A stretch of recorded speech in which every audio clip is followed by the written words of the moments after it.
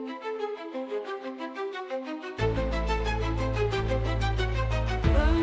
to the Unloved Woman Podcast. Welcome to the Unloved Woman Podcast.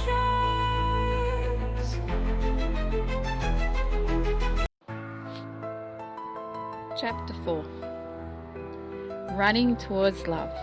It was a night like any other in East Fremantle, Western Australia, where my mother and her sister would sit in the kitchen, their voices growing louder as they complained about their husbands.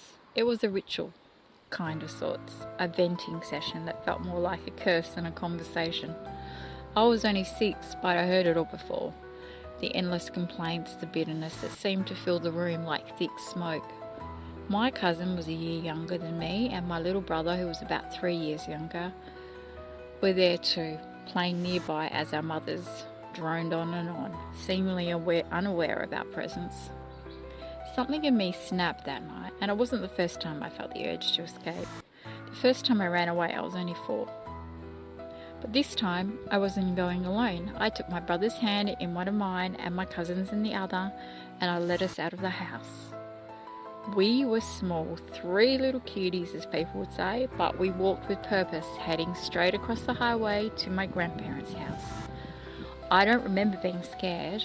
I felt like it was the most natural thing in the world. The cars stopped, of course. We wouldn't stop for 3 small children holding hands and crossing the road, like we had somewhere very important to be. When we arrived at our grandparents' house, my heart pounded, not from fear, but from a strange kind of triumph.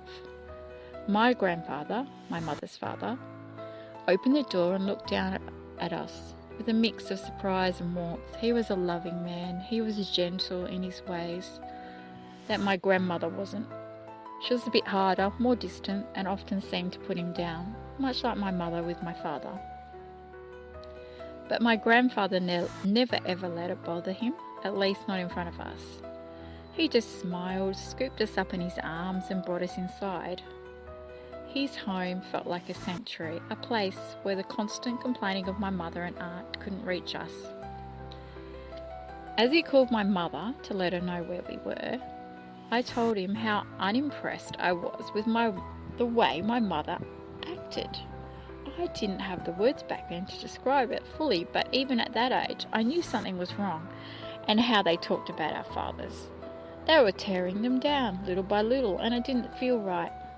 My grandfather listened, his eyes soft in understanding. He didn't say much, but he didn't have to.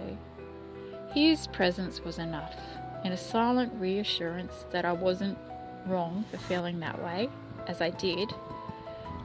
That night set the stage for a pattern that would follow me into adulthood. Just as I gravitated towards my grandfather in search of kindness and stability, I would later find myself protecting my own father from the bitterness of my mother.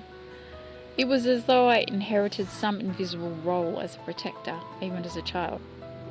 And though I didn't fully understand it, running away that night wasn't just about escaping my mother's complaints. It was about running towards the love and warmth I desperately craved and found in my grandfather.